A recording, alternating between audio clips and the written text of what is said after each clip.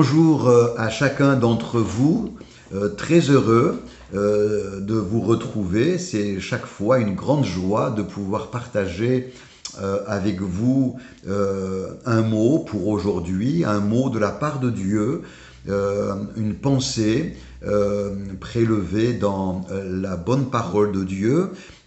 Pour nous, ce matin, j'aimerais introduire ce partage par quelques versets que j'ai trouvés dans le psaume 45.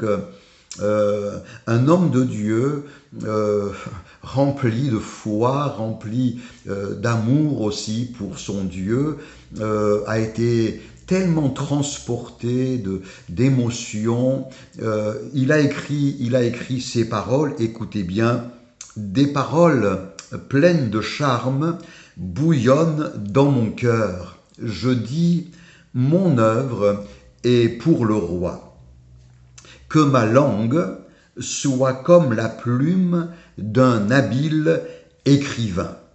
Et puis, le reste de ce psaume exprime des paroles de louange, d'admiration, d'adoration à l'égard de la personne du Seigneur. Mais pour nous, ce matin, j'aimerais relever tout particulièrement cette affirmation qui est en même temps un souhait, une prière, que ma langue soit comme la plume d'un habile écrivain. Et donc le psalmiste fait mention de la langue, donc de la parole, de cette faculté que nous avons tous de la parole. En lisant le chapitre 3 de l'apôtre Jacques, nous trouvons des enseignements, des explications admirables, très pertinentes, et qui nous éclairent sur l'importance de la langue et de l'utilisation que nous en faisons. Dans d'autres passages bibliques, Dieu nous montre l'importance de la parole. L'importance de la parole. Il est écrit, par exemple, « Ce dont le cœur est rempli, la bouche parle ».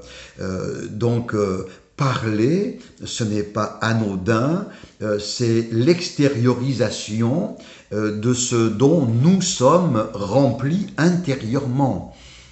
D'ailleurs, Jésus va reprendre cette pensée en enseignant quelque chose de révolutionnaire à tous ces juifs religieux qui observaient toutes sortes d'attitudes, de comportements vis-à-vis de l'alimentation. Et Jésus dira, ce n'est pas ce qui entre dans la bouche de l'homme qui le salit, mais c'est ce qui sort de sa bouche, les paroles, parce que ce qui sort de sa bouche vient de son cœur, et l'état de son cœur s'exprime dans les paroles qui sortent de la bouche. Les paroles que nous pratiquons, que nous exprimons, sont très importantes. Mon frère, ma sœur, que les paroles que tu exprimeras soient des paroles qui trouveront leur source dans la présence de Dieu, des paroles qui seront inspirées par la foi qui t'habite. La Bible dit clairement, c'est en croyant du cœur et c'est en confessant de la bouche que l'on parvient au salut. Ailleurs, la Bible ajoute, par tes paroles, tu seras justifié et par tes paroles, tu seras condamné. Donc, c'est important, les paroles. Je prie le Seigneur pour que sa présence en ce jour nouveau te remplisse et t'accompagne tout au long de tes activités, et que les paroles qui sortiront de ta bouche ne soient pas des paroles empreintes de défaitisme, de colère, de jugement, de révolte même, mais que les paroles qui sortiront de ta bouche soient des paroles inspirées qui vont prononcer, qui vont confesser la bénédiction et la victoire.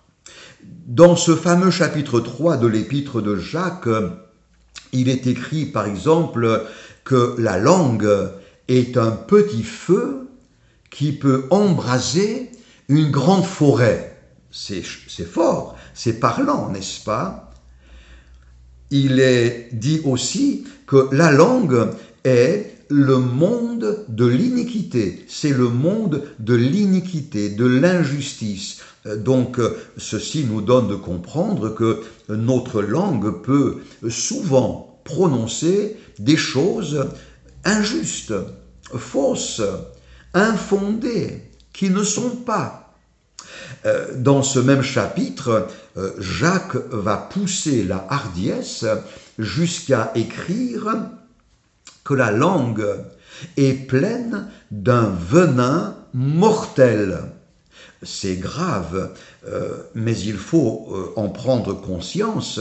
Avec une parole de notre bouche, nous pouvons injecter un venin mortel. Nous pouvons tuer. Nous pouvons tuer dans le cœur de la personne qui nous entend. Nous pouvons tuer sa paix, nous pouvons tuer sa joie, nous pouvons tuer la sérénité de son cœur. Nous pouvons faire tellement de dommages graves simplement en utilisant notre langue d'une mauvaise manière. L'apôtre Jacques dira aussi, si quelqu'un ne dérape pas en parole, c'est un homme parfait. Parfait dans le sens de mature, un homme réfléchi, un homme mûr, un homme sage, un homme qui ne parlera pas à la légère. Et puis, le diagnostic de l'apôtre Jacques est le suivant: aucun homme, vous m'entendez, aucun homme ne peut dompter la langue. Alors que faire? Eh bien, j'aimerais vous parler du miracle extraordinaire qui se produit lorsque nous rencontrons Jésus. C'est la conversion, c'est la rencontre avec le Dieu vivant, c'est la rencontre avec le Christ. Cette rencontre nous transforme, c'est la nouvelle naissance. Nous devenons de nouvelles personnes, de nouvelles créations. Il y a la transformation de la conversion, mais il y a aussi la merveilleuse expérience du baptême dans le Saint-Esprit. Le Saint-Esprit remplit notre être et prend la maîtrise de toute notre personne. Le Seigneur devient non seulement notre sauveur, mais notre maître, un bon maître, sage, bienveillant. Le Saint-Esprit se rend maître de notre personne, notre émotivité, notre réactivité, de toute notre personne psychologique, de tout ce qui est en nous. Le Saint-Esprit s'en rend maître. Et désormais, c'est sous son influence que nous parlons. C'est tout à fait l'image que nous trouvons dans ce psaume 45 que je vous ai lu en introduction à ce message. Il est question d'un écrivain, un habile écrivain, qui se saisit d'une plume pour écrire et exprimer des paroles fabuleuses, extraordinaires, inspirées, glorieuses et divines. Le Saint-Esprit, dans ta vie, peut et veut se comporter comme cet écrivain qui s'empare de sa plume. De la même manière, le Saint-Esprit aimerait prendre en main la personne que tu es, prendre la maîtrise sur tes sentiments, tes émotions, tes pensées. Et le Saint-Esprit souhaite t'utiliser pour exprimer des paroles inspirées, remplies de bénédictions, chargées de vie, afin que tout ton entourage en soit béni. La conséquence, c'est que ta bouche va commencer à exprimer des paroles ineffables, extraordinaires.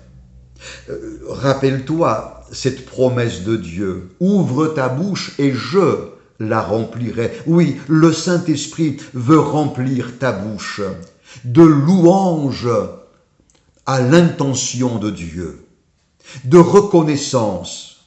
Et puis, à l'égard de tes frères, de tes sœurs, le Saint-Esprit veut remplir ta bouche de paroles d'encouragement, de bénédiction, de soutien, des paroles qui vont apporter, communiquer à tes frères, à tes sœurs, quelque chose de divin, une parole de foi, une parole de connaissance, une parole qui vient juste au bon moment. Et puis, à l'égard de ceux qui t'entourent, de tes collègues au travail, des membres de ta famille qui ne connaissent pas encore Jésus, oui, le Saint-Esprit veut remplir ta bouche de paroles, de témoignages. Tu vas leur dire, tu vas leur expliquer, tu vas leur parler de ce Jésus merveilleux qui peut changer leur vie comme il a changé la tienne. C'est ma prière et c'est aussi mon désir de conclure ce message en t'adressant une parole de Dieu qui va t'être en grande bénédiction. Le Seigneur est avec toi, que sa paix, sa présence et son espérance t'accompagnent tout au long de cette journée.